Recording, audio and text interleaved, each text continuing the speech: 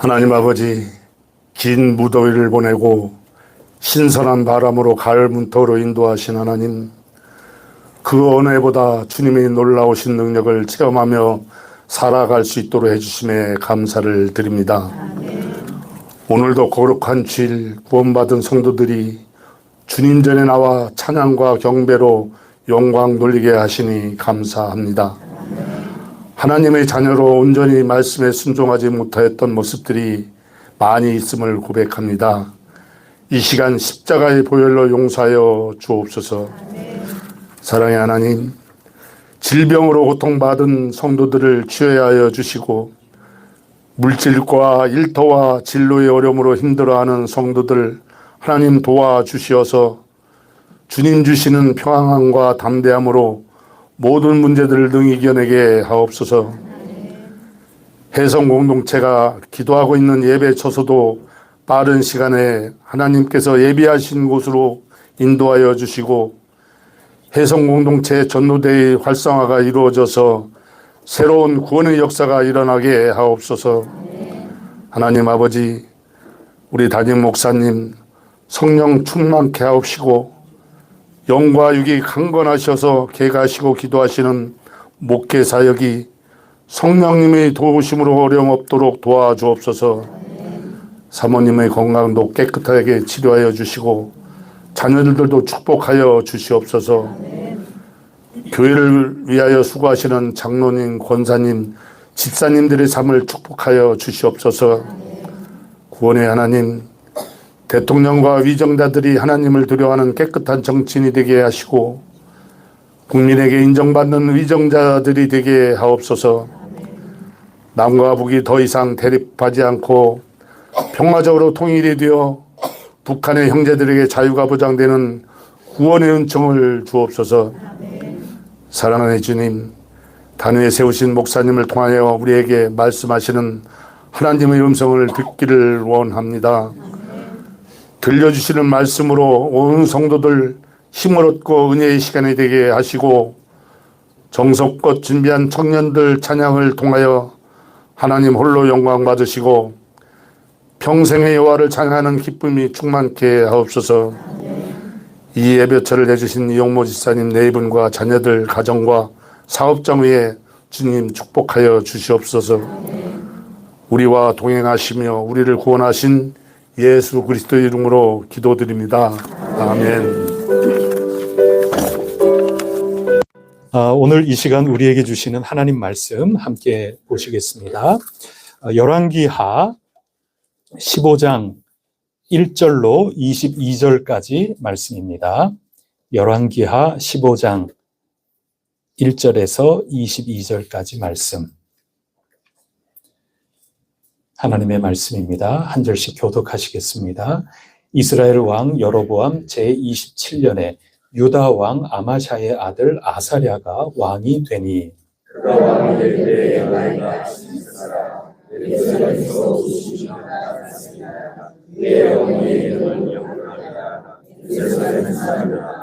아사랴가 그의 아버지 아마샤의 모든 행위대로 여호와 보시기에 정직히 행하였으나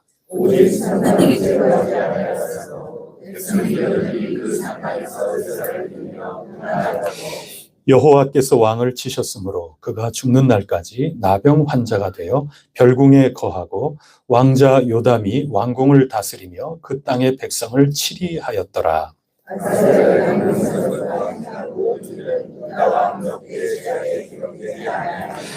아사랴가 그의 조상들과 함께 잠에 다윗 성에 그의 조상들과 함께 장사되고 그의 아들 요담이 대신하여 왕이 되니라.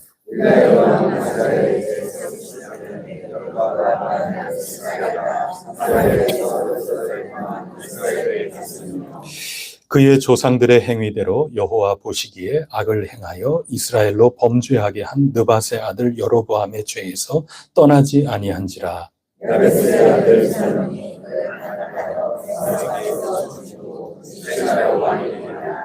스가랴의 남은 사적은 이스라엘 왕 역대 지략에 기록되니라.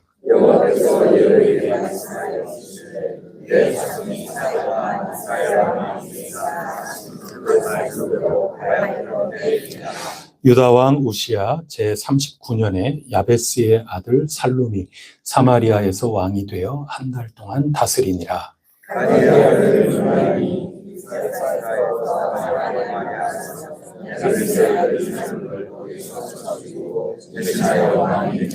살룸의 남은 사적과 그가 반역한 일은 이스라엘 왕 역대 지략에 기록되니라.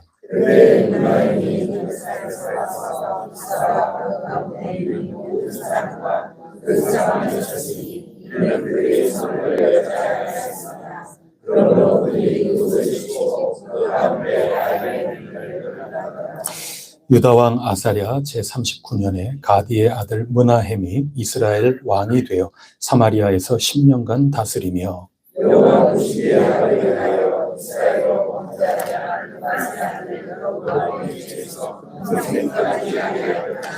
아수르 왕 굴이 와서 그 땅을 치려하며 므나헴이 은 1000달란트를 불에게 주어서 그로 자기를 도와주게 하므로 나라를 자기 손에 굳게 세우고자 하여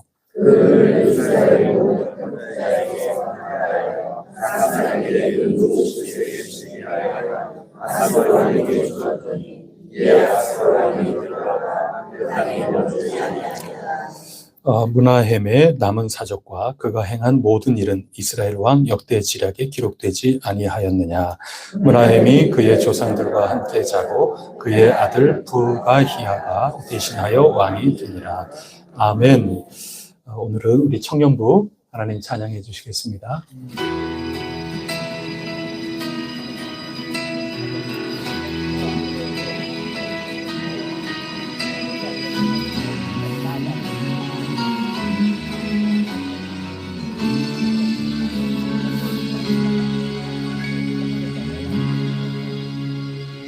우리는 주의 움직이는 교회, 이곳은 주님을 위한 자리. 내가 기도하는 모든 땅 위에서 하나님 예배 받은 그날을 고대하네.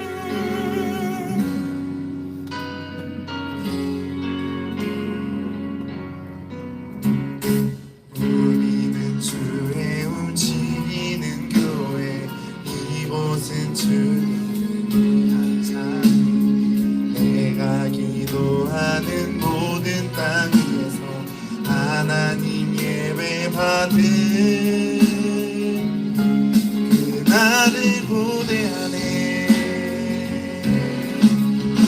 날고래로 주님의 성전을 지니 높임을 받으소서. 이스라엘 자손을 구하신 주는 거룩하십니다. 두 손 들어 주님의 보좌를 만들고 왕하에 경배하리. 푸른 날개 사이에 임하신 것처럼 내 위에 임하소서.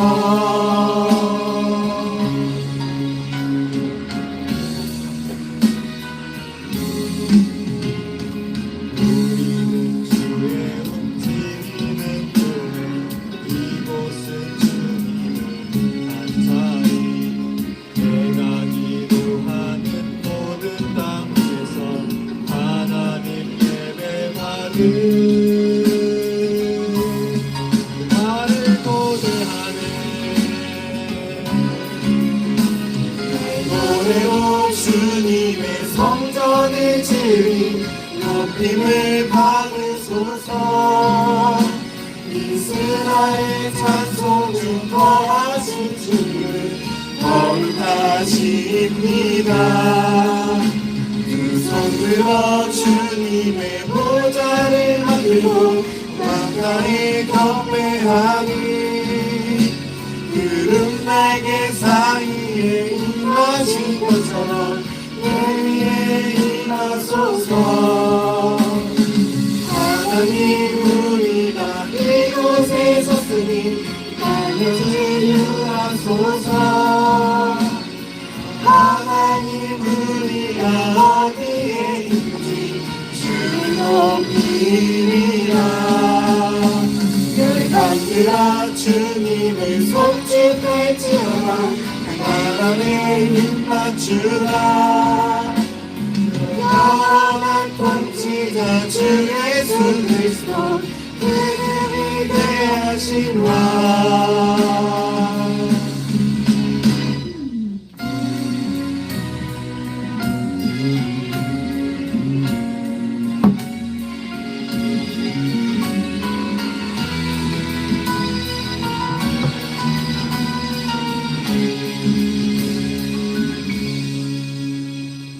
놀리고 주님의 성전 지리 높임을 받으소서 하나님 우리가 이곳에 섰으니 영은 치유하소서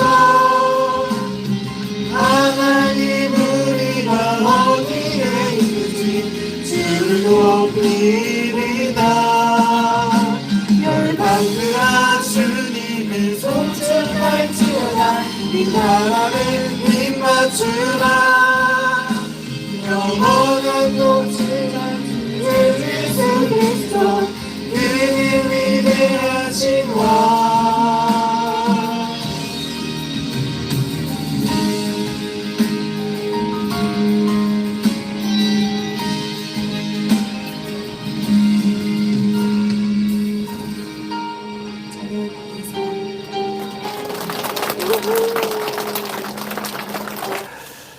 오늘도 하나님께서 우리에게 은혜 주시리라 굳게 믿습니다.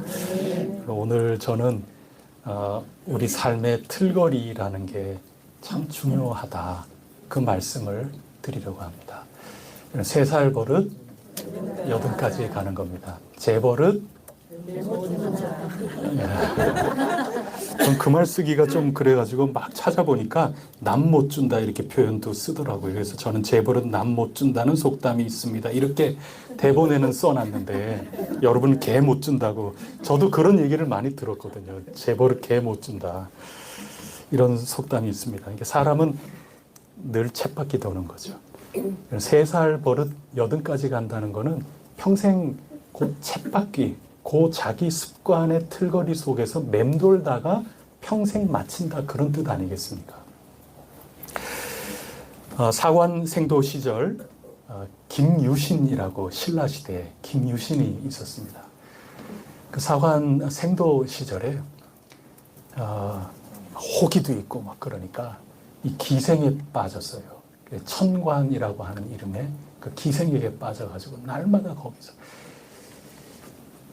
그러니 어머니가 김유신을 앞에 놔두고 대면해서 딱 김유신 앞에 딱 있으면서 그 속에서 엉엉 울었어요.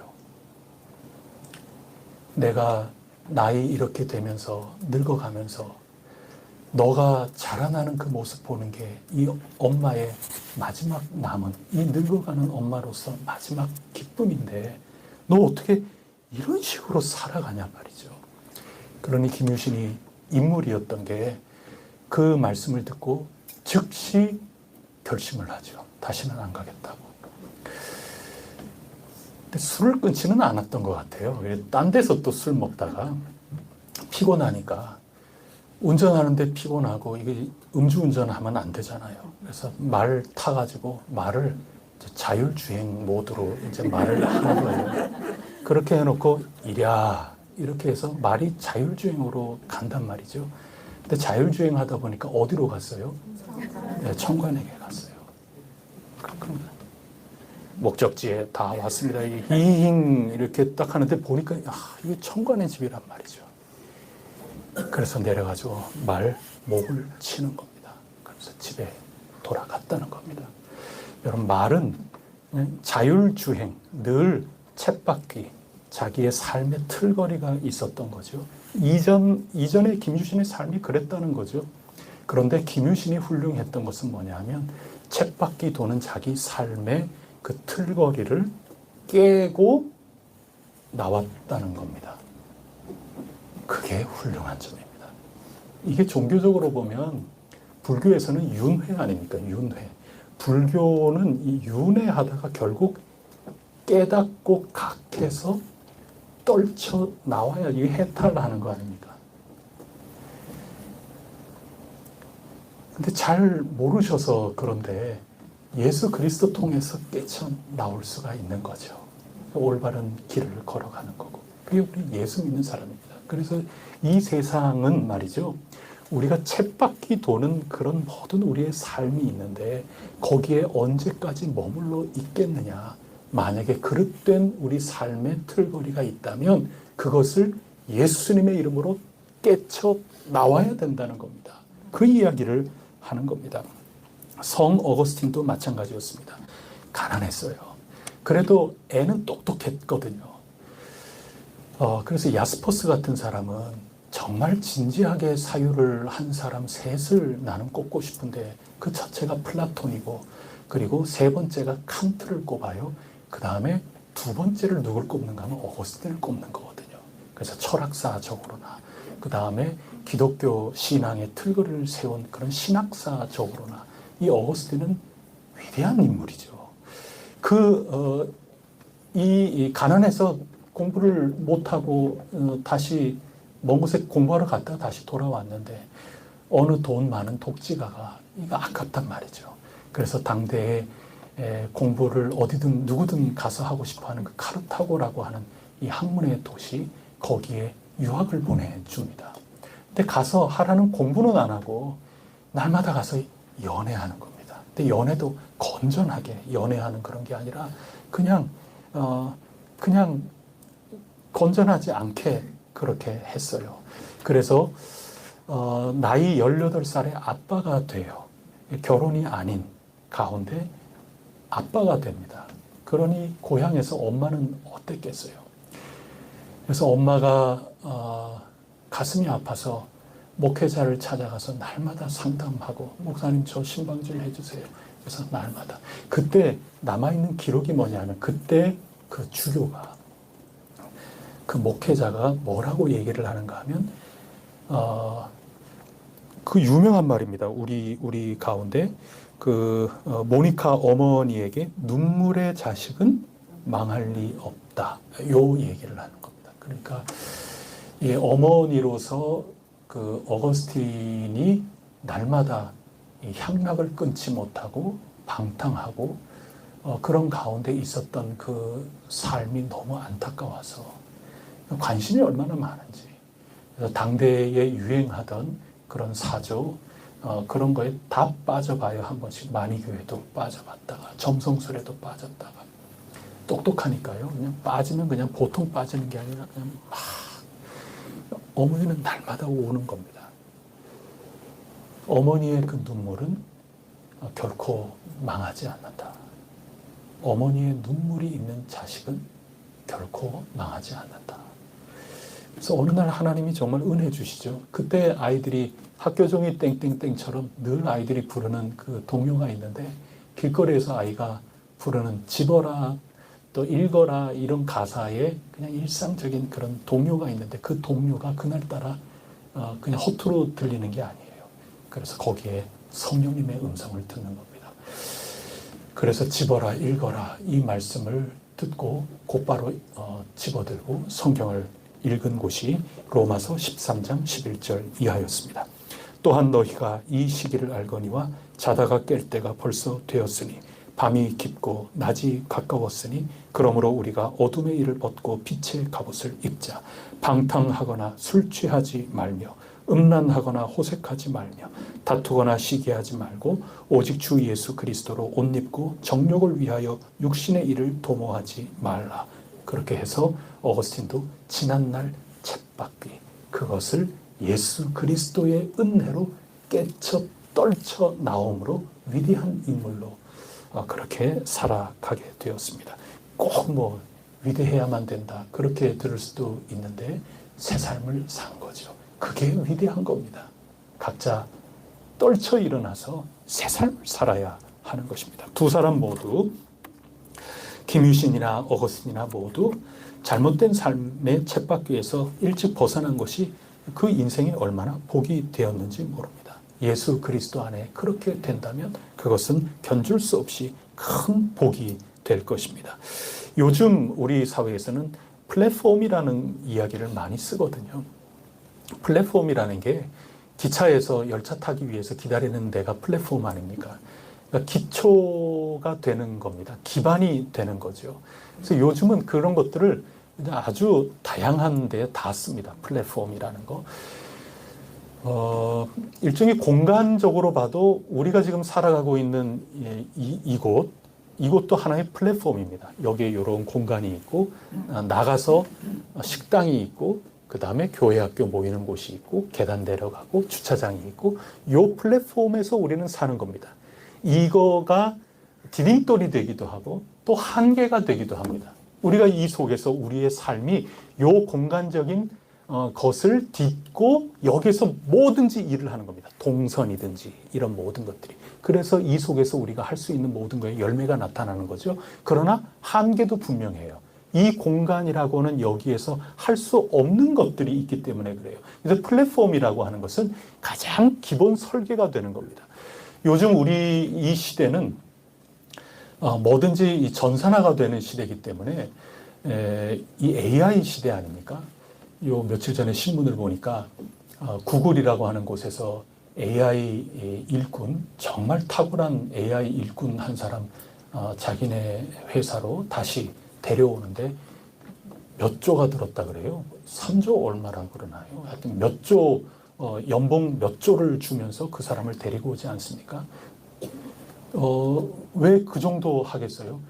몇 조를 주고 데리고 와도 이 사람 통해서 이득이 있기 때문에 그래요. 지금은 AI 시대 아닙니까? 뭐든지 AI가 다 해나가요. 그러면 세탁기도 여러분이 일일이 손 안 대도 한 번 딱딱딱 설정해서 해놓으면 자기가 다 한 다음에 다 됐다고 띵똥띵똥. 요즘에는 뭐 핸드폰으로도 알려주고 뭐 그래요. 모든 가전제품이 다 그런 시대를 살고 있지 않습니까? 그렇기 때문에 그 모든 것들을 전산으로 다 프로그램을 다 해놓는 겁니다. 그렇기 때문에 그런 것들이 한 회사나 이런 모든 것들이 이 회사의 살림살이가 어떻게 될까 하는 것을 미리 머릿속으로 다 그리는 겁니다. 그려놓고 그것을 전산 흐름으로 다 만들어 놓고 그런 운동장에서 살면 되는 겁니다. 근데 애초에 이 플랫폼 기초 체계를 잘못 세워놓으면 나중에 이것을 다시 바꾼다 할 때는 비용, 시간 이런 모든 것들이 어마어마하게 들기 때문에 이 21세기는 플랫폼을 어떻게 세우느냐, 이 삶의 기틀을 어떻게 세우느냐, 쳇바퀴 도는 것이 정말 제대로 된 쳇바퀴냐 그렇지 않느냐, 올바르게 설계를 해놓으면 쳇바퀴 열심히 돌면 엄청난 열매가 나오는 거고 올바르게 세우지 못하면 아무리 열심히 쳇바퀴 돌아봐야 그건 실패할 수밖에 없는 그런 시대 21세기를 우리가 그렇게 살아가고 있는 겁니다. 우리 대전은 플랫폼으로 세워진 도시 아닙니까? 경부고속도로를 만들고 또 기차 경부 철도를 만들고 그것 때문에 대전이 갑작스럽게 이렇게 발전한 거 아닙니까? 그러다가 뭐 몇 년 전에 오송이라는 게 생기면서 호남선이 갑자기 대전에서부터 오송에서 비껴나가게 됐어요. 얼마나 불편합니까? 이 플랫폼이라는 게 그런 거거든요. 우리 실생활에 굉장한 영향을 미치는 그만큼 굉장히 중요한 게 되는 겁니다. 성경으로 돌아가서 보면 오늘 남유다가 나오고 그 다음에 이스라엘 얘기가 나오죠.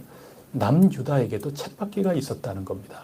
일종의 사회적 플랫폼이라고 하는 거죠. 벗어날 수가 없었습니다. 좋은 플랫폼, 좋은 쳇바퀴는 뭐였는가 하면은 하나님 약속해 주신 대로 다윗 왕조를 이어간 것입니다. 그래서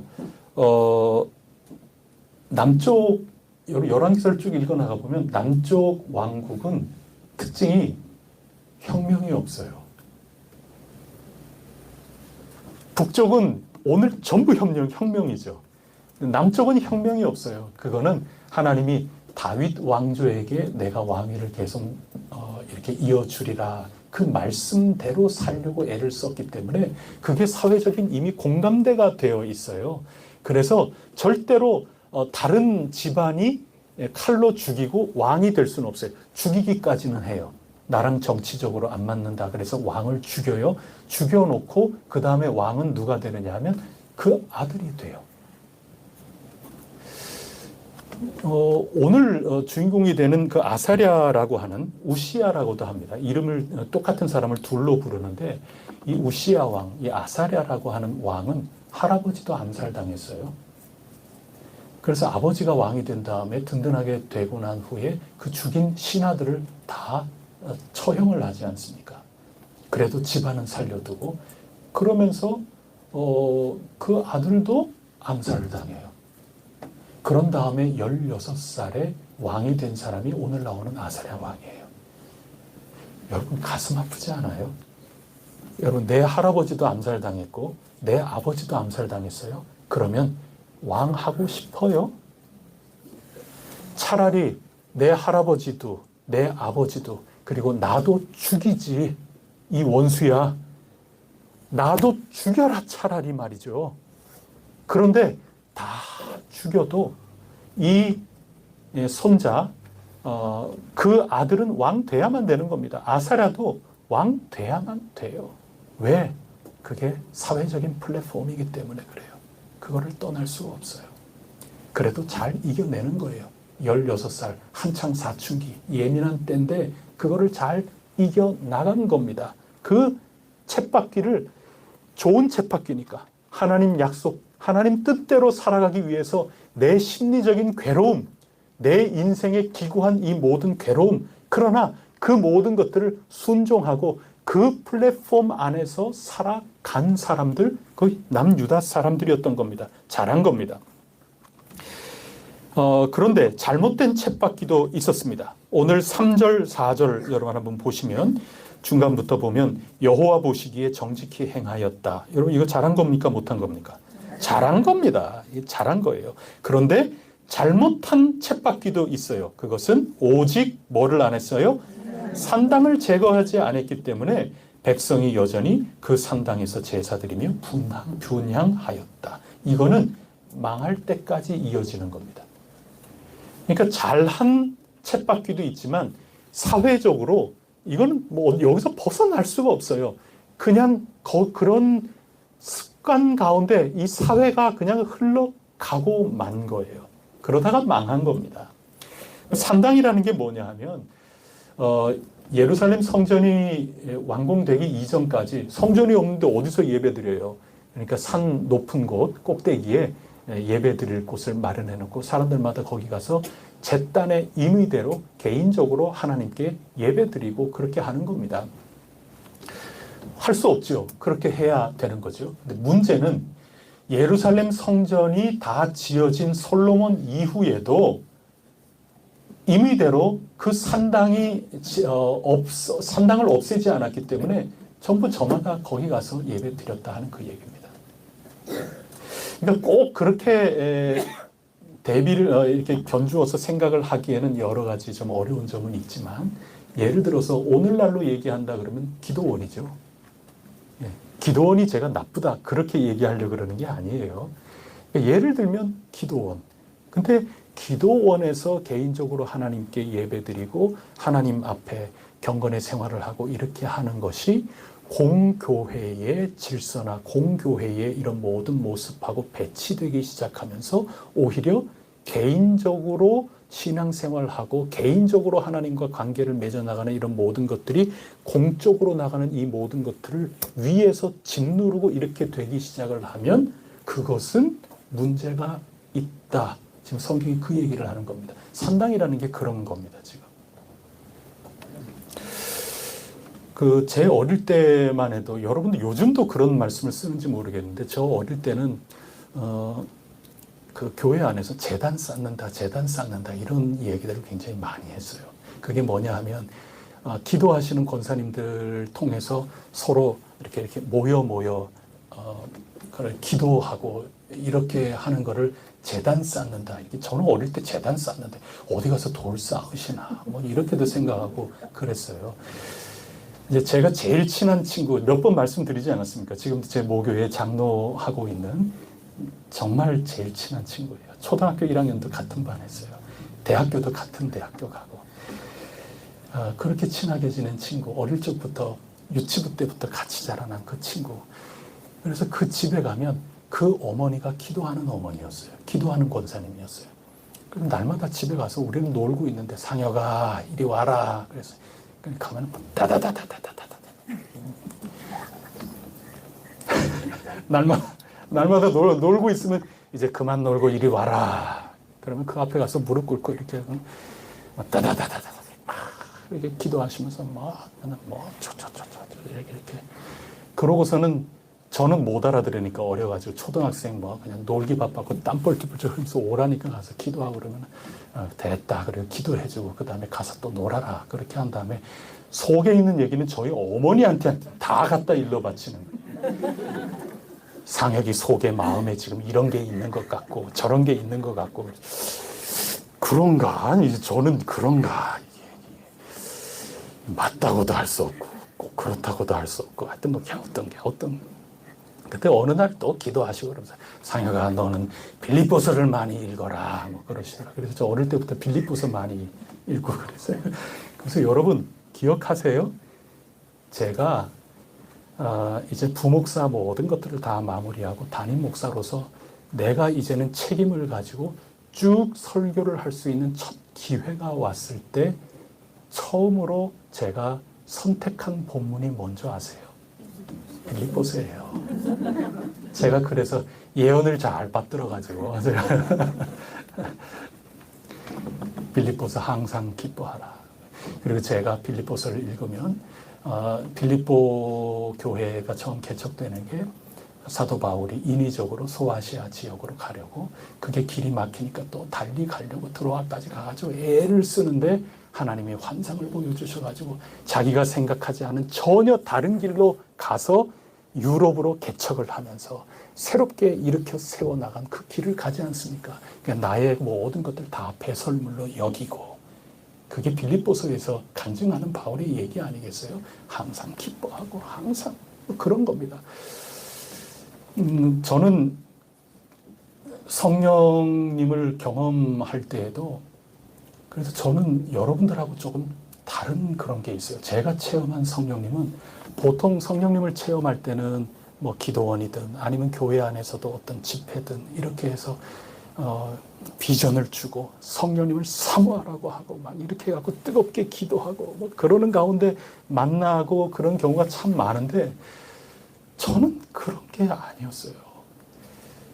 그냥 제가 참 이 공동체 안에 막 서로 싸워가지고 막 그러고 그럴 때 제가 야, 너희들 왜 그러냐고 그러지 말고 뭐 이렇게 하고 뭐 어쩌고저쩌고 이렇게 해가지고 간신히 이렇게 한 다음에 교회 수련회 가가지고 말이죠. 그렇게 해놓고 그 다음 시간이 이제 저녁 집회 시간이었고 찬양대 이렇게 하고 찬양대 띵띵띵 조금 전처럼 전기 들어왔어 뭐 이렇게 하고 띵띵띵 뭐 이렇게 하고 그러면서 자 하면서 찬양 한번 불러보자 이렇게 하고 저는 먼저 와가지고 찬양 이렇게 하고 이렇게 사람들이 이제 많이 오고 그래서 자 이제 찬양 시작한다고 예배 시작한다고 찬양 이렇게 해서 첫 번째 찬양 한 곡 부르고 후렴 한번 다시 딱 하는데 제가 완전히 저 혼자 거의 미친 사람처럼 됐어요.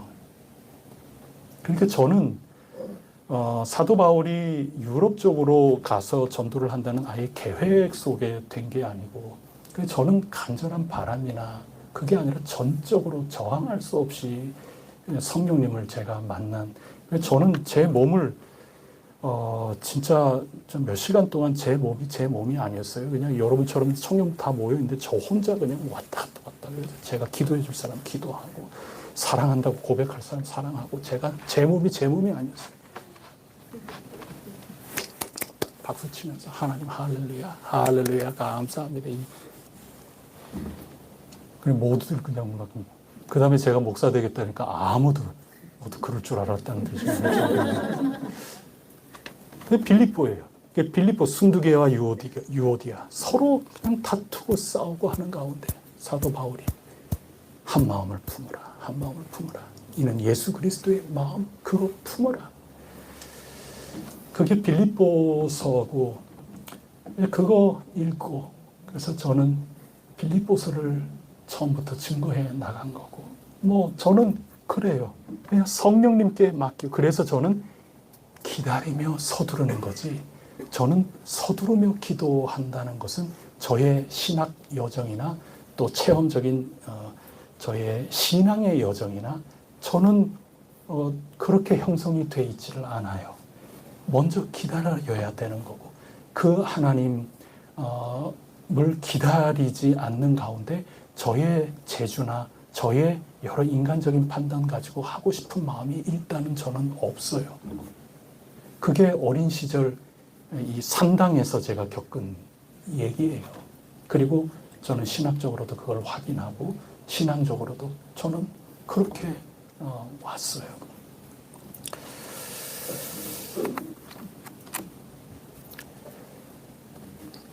사도신경은 우리의 신앙 고백이 아니겠습니까?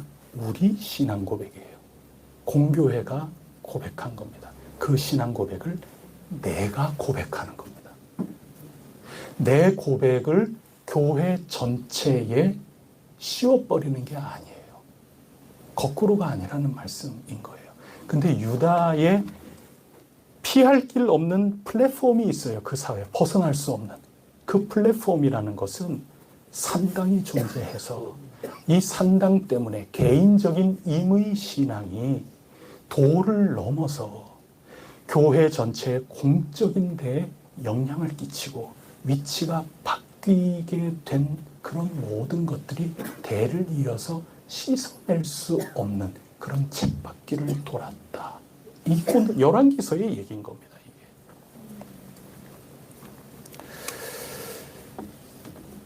오늘 5절에서 갑자기 이 아사랴 왕이 우시야 왕이 하나님이 치셔서 나병 환자가 되었다고 합니다. 열왕기에서는 굉장히 간단하게 쓰죠. 그래서 이 공적인 쳇바퀴의 잘못 이것 때문에 하나님이 쳐서 나병 환자가 되었다. 이렇게 아주 급격하게 연결을 시키거든요. 그게 열왕기가 강조하고 싶었던 얘기죠. 근데 역대기서에서는 뭐라고 얘기를 하는가 하면 일화가 있어요. 그게 우시야, 역대기에서는 우시야라고 분명히 얘기하거든요. 우시야 임금이 향로를 들고 성전에 들어가서 예배를 드리려고 그래요. 산당에 가서 예배하려고 그런 게 아니에요. 성전이죠.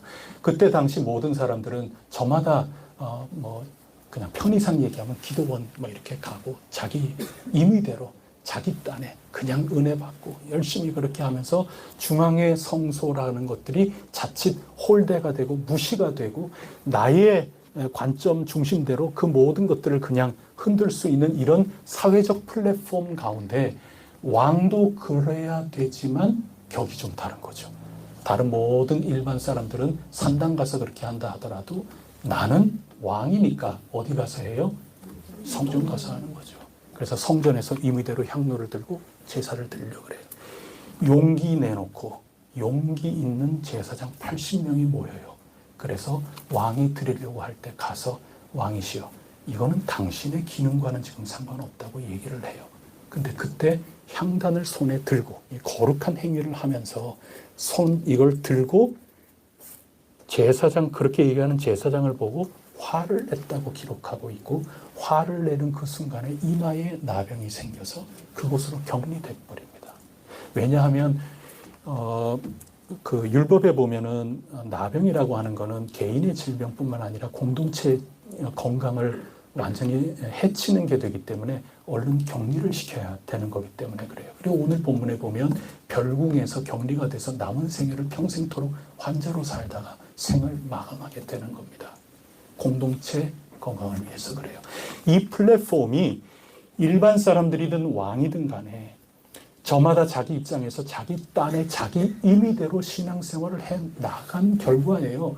이렇게 나가다가는 공동체가 자정 능력을 잃어버리고 공동체가 정말 질서가 없어지게 되고 공동체가 이리저리 좌충우돌하겠다 도저히 안 될 때 하나님이 개입하셔서 공동체 건강을 유지시켜 나가신다. 그 얘기를 지금 하고 있는 겁니다. 그리고 그 이면에는 공동체에 지울 수 없는 플랫폼이라는 게 있어요.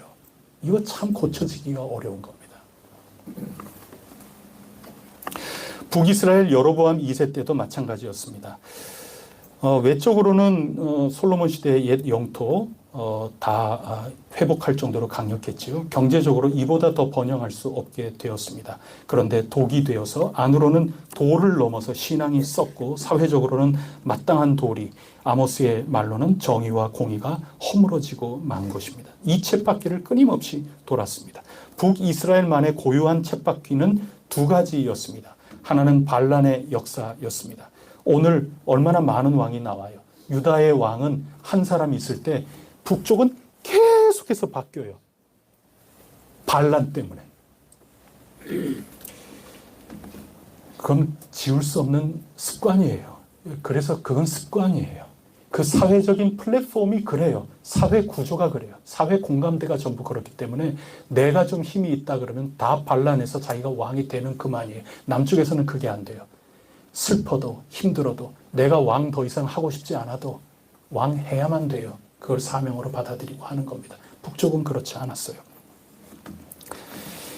오늘 본문을 요약을 하면 시므리는 이전에 나왔던 거죠. 일주일 왕이었어요. 오늘 본문에 나오는 스가랴는 6달 통치했어요. 살룸은 1달 통치했습니다. 므나헴은 좀 길어서 10년 통치했습니다. 자기가 왕이 되기 위해서 학살을 마다하지 않았습니다. 좋은 뜻으로 하려고 했던 예후조차도 정말 온갖 술수 아끼지 않고 학살을 했던 것을 우리가 읽지 않았습니까? 다보아 성을 진입할 때는 끝까지 항전하고 자기에게 항복하지 않았다고 그게 괘씸했는지 임산부의 배를 갈라 죽였다. 이렇게 일부러 기록까지 하고 있습니다. 그게 첫 번째 이스라엘, 북이스라엘의 플랫폼이었어요. 두 번째 플랫폼은 뭐냐 하면 왕마다 한결같이 이런 말이 나와요. 느밧의 아들 여로보암의 죄에서 평생 떠나지 않았다. 하나님 신뢰하지 않은 거죠. 느밧의 아들 하나님이 10지파를 떼서 왕 세웠는데도 불구하고 자기 왕위가 제대로 이어져 나갈까 불안하고 두려워하고 그래서 다 별짓 다 하는 겁니다. 하나님을 전적으로 신뢰하지 않는 겁니다. 자기 정치 도모하기 위해서 신앙이라는 것은 그저 곁들여질 뿐, 활용할 뿐이었습니다. 자기 권력, 자존심, 나의 현재와 미래를 지키기 위해서 하나님 아닌 모든 것들이 다 하나님이 될 수 있는 겁니다. 그래서 바알 데리고 오는 거고, 그래서 부와 부기, 영화 이런 것들을 추구했던 거고 그런 겁니다. 오늘 므나헴 그나마 10년 통치했던 왕입니다. 그 방법이 어디에 있었을까요? 돈을 하나님 삼았기 때문에 그래요. 여러분 그래도 10년이라도 나는 짧고 굵게 나는 내 욕심대로 다 살고 싶다 그러면은 여러분 하나님 의지하기보다도 므나헴처럼 그렇게 살면 돼요. 그래서 므나헴은 자기 왕으로서 그 당시 사는 건 잘 사니까 부자 일정한 수입 이상 되는 그런 모든 사람들에게 인두세죠. 인두세. 세금을 부과한 겁니다. 그래서 그들에게 많은 돈 거두어가지고 그걸 거둬서 아수르 신흥 강대국 아수르에게 바친 겁니다. 그러니까 아수르 왕이 그래 너 왕해. 그래갖고 한 100년 왕했나요? 10년 왕한 겁니다. 그래도 아수르 왕이 그에게 하나님인 겁니다. 하나님 앞에 가서 신뢰하는 그런 사회적인 분위기가 아니었던 거예요. 이스라엘 왕은 내 힘이 있으면 다 죽여버리거나 그 다음에 돈이 있으면 돈 가지고 전부 관계 맺어가지고 나 인정해달라고 그렇게 해서 10년 하고자 숱한 학살을 저지르고 숱한 세금 걷어가지고 그렇게 한 겁니다.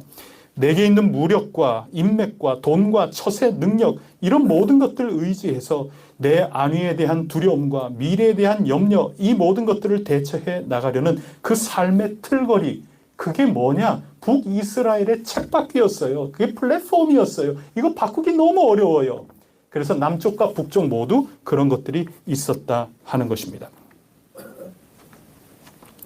도를 넘는 거죠.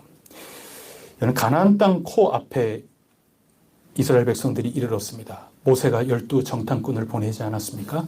그 가운데 우리가 잘 알다시피 두 사람 여호수아와 갈렙만이 정탐을 잘하고 믿음의 보고를 했습니다. 나머지는 다 불신으로 보고하였습니다. 이거 하루 이틀 된 일이 아니죠. 그냥 습관이에요. 그냥 습관이에요.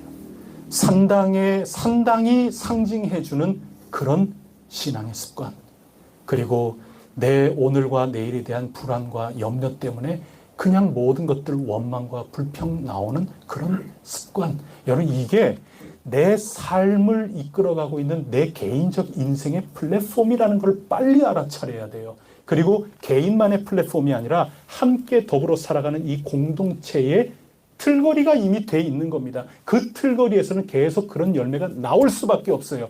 옛날 옛적의 그 모든 것들을 벗어 던져야 돼요. 쉽지 않아요. 정말 아파요. 내 모든 과거가 다 부정이 돼야 돼요. 그거 쉽지 않아요. 아무도 그거 얘기하기도 쉽지 않아요. 여로보암 2세 때는 아모스와 호세아 선지자가 그렇게 외쳤어요.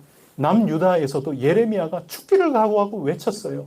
근데 우리 수요일날 히브리서 읽었잖아요. 옛날에 선지자를 통하여 그렇게 얘기했지만 다 수포로 돌아가는 겁니다.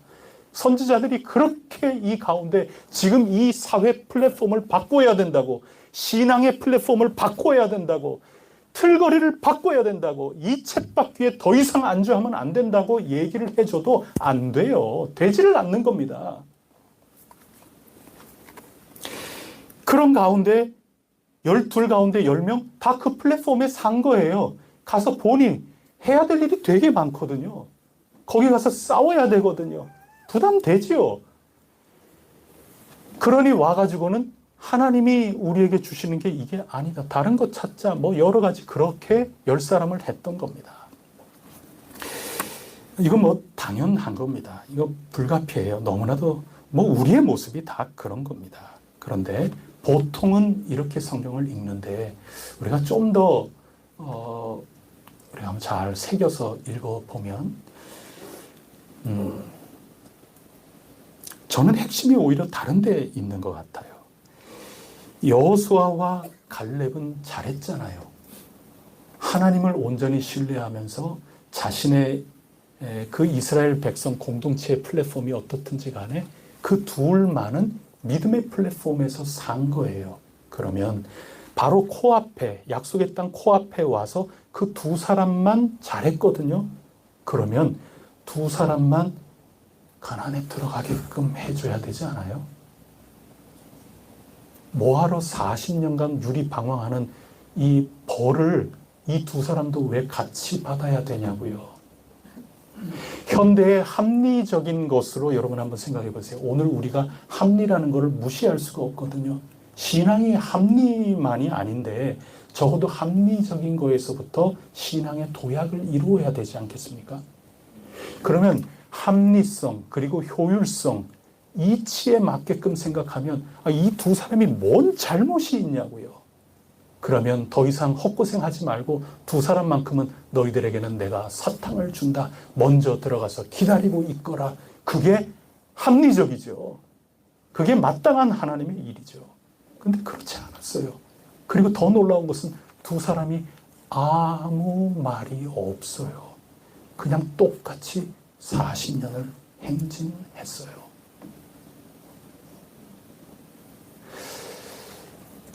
여러분,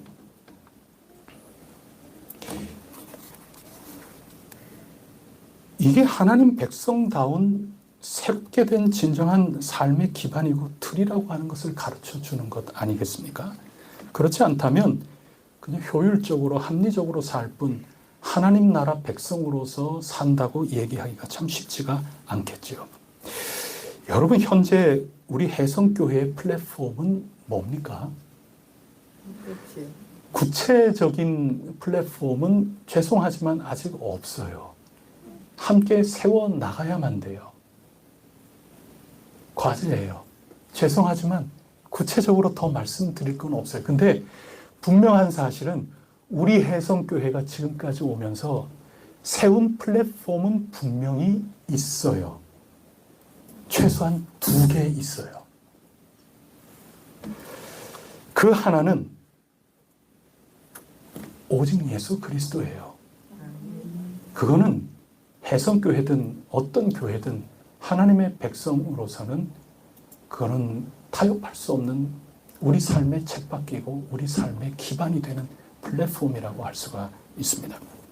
아까도 히브리서에서 제가 말씀드렸듯이 선지자들이 그렇게 이 틀거리를 바꿔야 된다고 얘기해도 그 말이 들어가지를 않았습니다. 그래서 히브리서 1장 첫머리에 예전에는 선지자 통해서 그렇게 말씀하셨지만 그게 다 안 되고 이제 때가 차서 누구를 보내주셨습니까? 하나님의 아들 예수 그리스도를 보내주셔서 말씀을 하시는 겁니다. 그거를 지금 우리가 수요일마다 읽어 나가고 있는 것입니다. 여러분, 우리는 죄인으로 살 수밖에 없는 그런 쳇바퀴 플랫폼이 있는 겁니다. 여러분, 다 죄와 사망 속에서 우리는 살 수밖에 없지 않습니까? 그런 한계를 깨뜨리고 요 맴도는 쳇바퀴를 끄집어내게끔 해주신 분은 누구십니까? 예수 그리스도이신 겁니다. 그분을 붙들어야 되는 겁니다.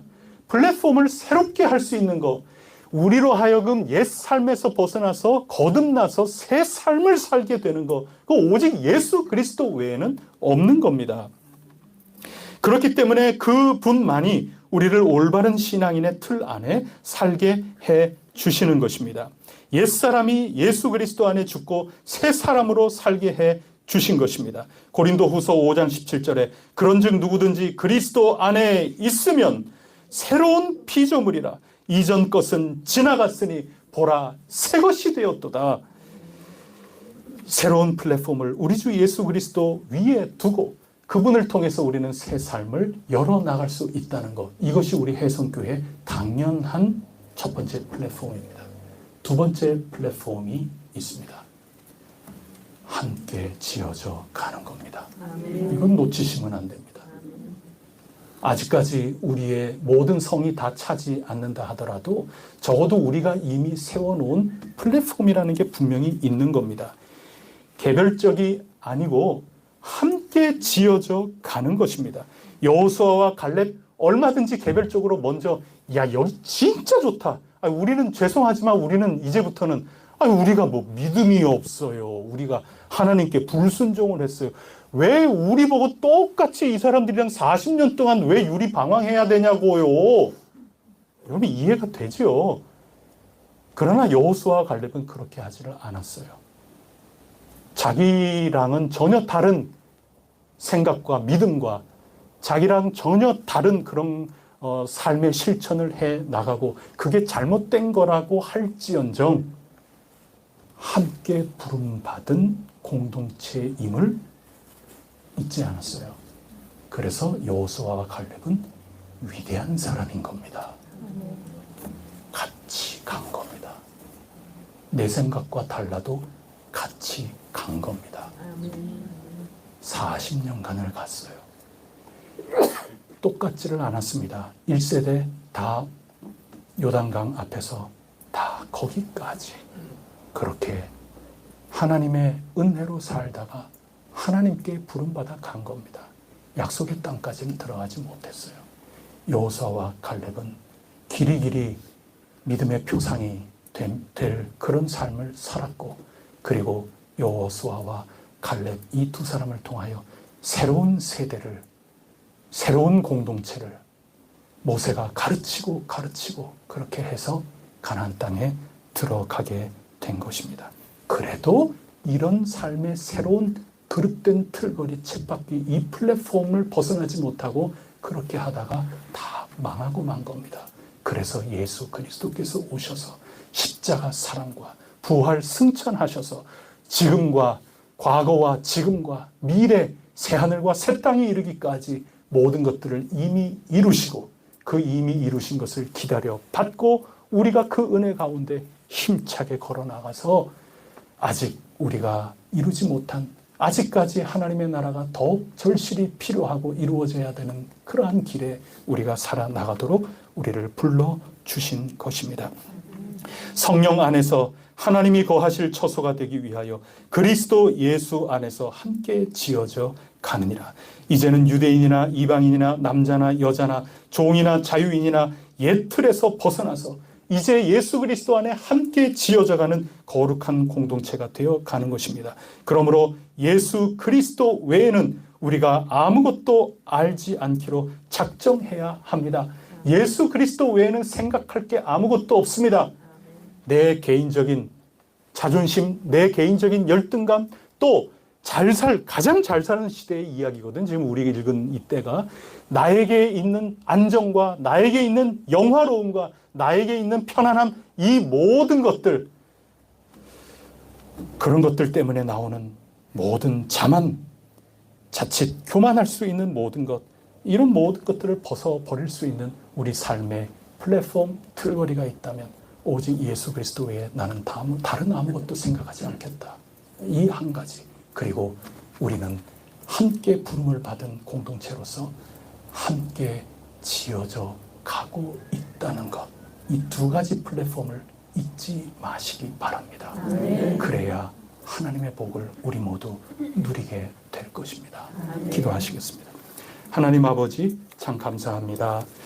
하나님, 저희들 계획이라는 게 얼마나 소중한지, 틀거리라는 게 얼마나 중요한지, 오늘 10왕들의 그 역사를 보면서 북쪽은 북쪽대로, 남쪽은 남쪽대로 이런 우여곡절의 틀거리 속에 쳇바퀴를 돌았구나. 잘한 것은 더 잘 돌려야 되겠는데 잘못된 틀거리가 있다면 어서 벗어나야만 하는데 그들에게 들을 귀가 없고 계기가 없어서 실패하고 또 실패하였나이다.